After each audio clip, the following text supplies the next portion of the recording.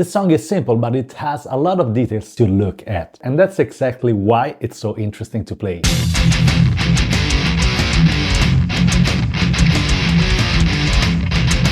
Harvester of Sorrow is probably the most linear song on And Justice for All. Not complex, not very long compared to the other songs, and it has just a few riffs, but it's so heavy, groovy and effective. It works because of a few very precise musical choices.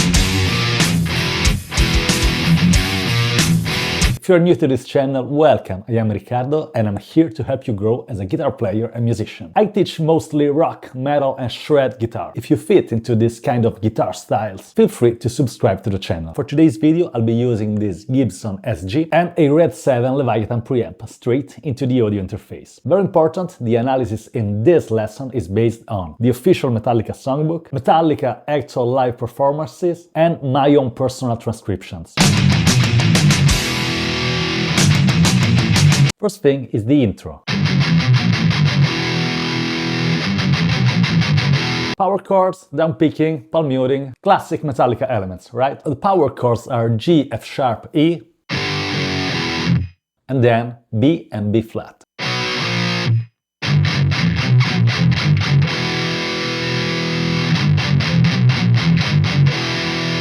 This leads into the famous clean arpeggio.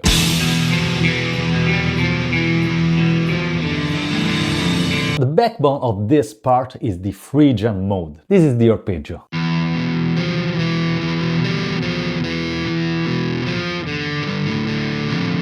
Let me explain very briefly what Phrygian mode is. It's the third mode of the major scale. Very basically, we can say that this is a minor scale with a flat second. Key of this song is E minor, so if we play a regular E minor scale, we have these notes. E, F sharp, G, A, B, C, D, E.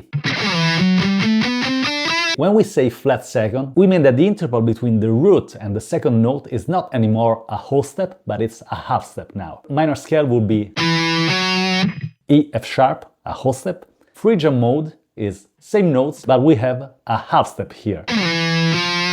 E, F natural. That flat second gives you a completely different feel.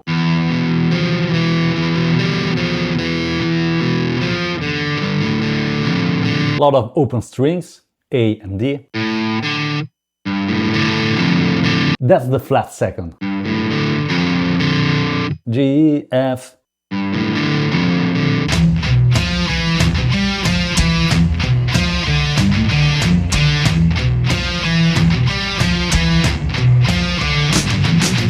Main riff.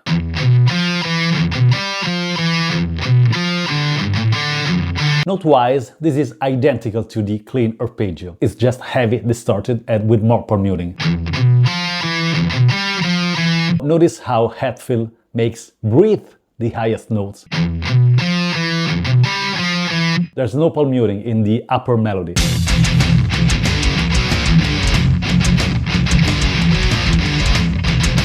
This next riff is very groovy to me. That's the reason why it's so interesting to my ear.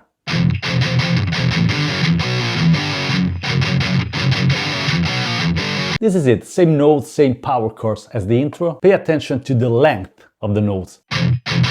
It's not. This song requires to be as tight and precise as possible.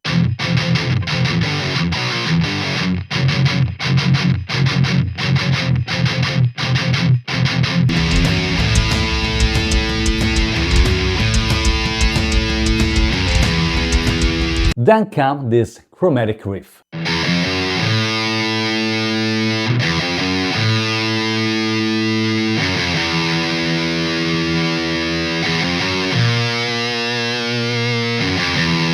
It looks easy, but it actually has a lot of things to look at. We have this open A, and it's so easy to let the other strings ring, and we don't want that. We don't want this. Do you hear how messy it is if I don't mute the strings properly here? So what I'm actually doing is using my thumb to mute the 6th string, low E. What I'm doing here with my left hand is muting the 6th string with the thumb and the other strings, 4th, 3rd, 2nd and 1st, with the other fingers. In this way, the only string that you can hear is the 5th, the string we want. This is the kind of detail that changes everything in your playing. If you want to work on groove, timing and control, you'll find my info below. Now, back to the song. Now we have another chromatic riff.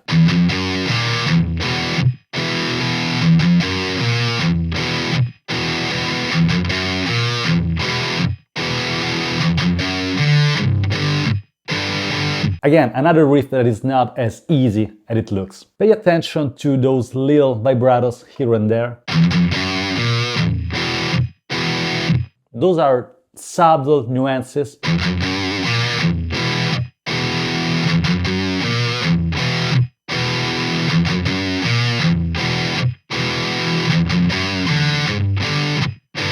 Then we have the tail of this riff. Same idea as before, but harder, because we have one string to skip. E, F natural, F sharp, open D.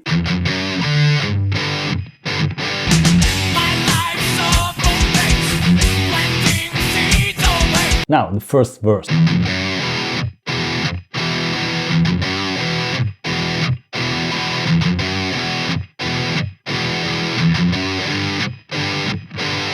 That's the first half. This is a sort of evolution of the previous riff. It has more space to let the vocals fit in more naturally. We don't have many elements here. Just play in the pocket and pay attention to the muting.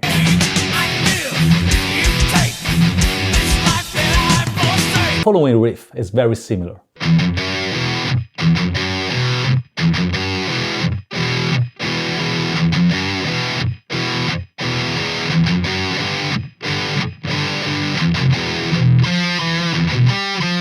Now the song structure makes those couple of riffs a few times and then we lean into the actual chorus. This is exactly the riff we already covered earlier in the video.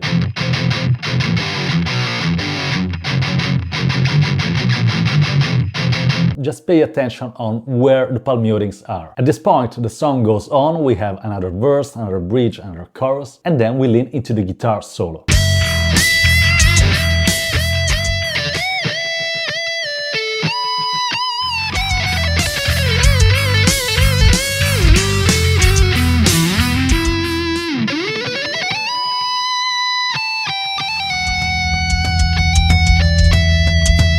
Let's start with this bending from D to E. The vibrato in this case is pretty fast. That's something that Kirk Hammett plays very often. We have two bendings from D to E and from E to F sharp. First bending is. Second is. Those are the elements. And now a melody kicks in. E, D, A. The highest bending is from A to B, first string, 17th fret. Now we have the first run of the solo. I have to say that the recording is a bit confused in this point, so this part is mainly from my own personal transcriptions and Metallica live footage. That's the first run. If you check the songbook, it's completely different, but it doesn't fit at all what I hear from the recording. Then we have another lick based on bendings. Pretty fast. This one requires some extra attention to the pitch.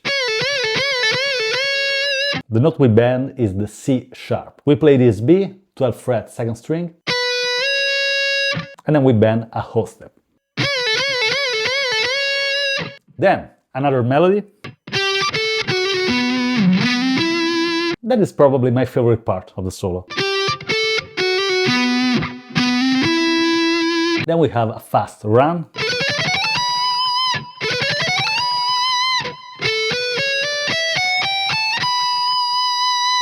And again, melody.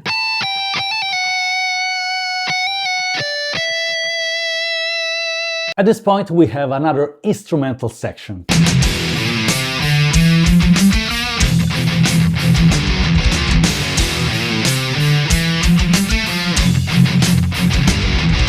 And the guitar work here is so interesting.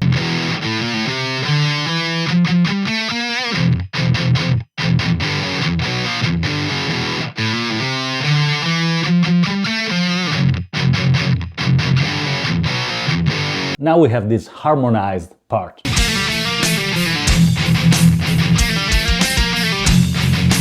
We have the lower part.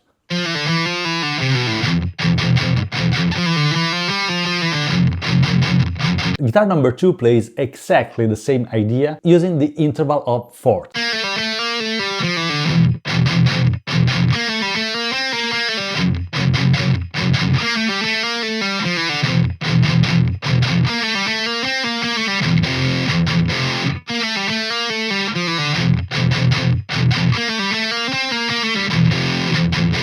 Then they use again the Phrygian riff.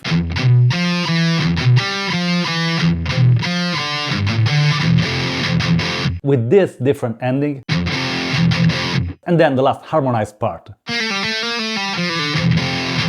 This is the only real twist in an otherwise pretty basic structure. At this point the song goes on, but now we have all of the ingredients. What happens next is just the repetition and sometimes the blending of guitar riffs that we already played. In my opinion, this song is the blueprint of what Metallica were about to play in the next release, the Black Album of course. Simple riff, strong intervals, groove, space and catchy guitar parts. But trust me here, simplicity is an art too. That's exactly why Harvester of Sorrow still hits this hard. Thank you so much for watching. If you have questions, feel free to leave a comment. If you haven't yet, subscribe to the channel and activate the notification bell. Thanks a lot for your time. I am Riccardo. See you soon.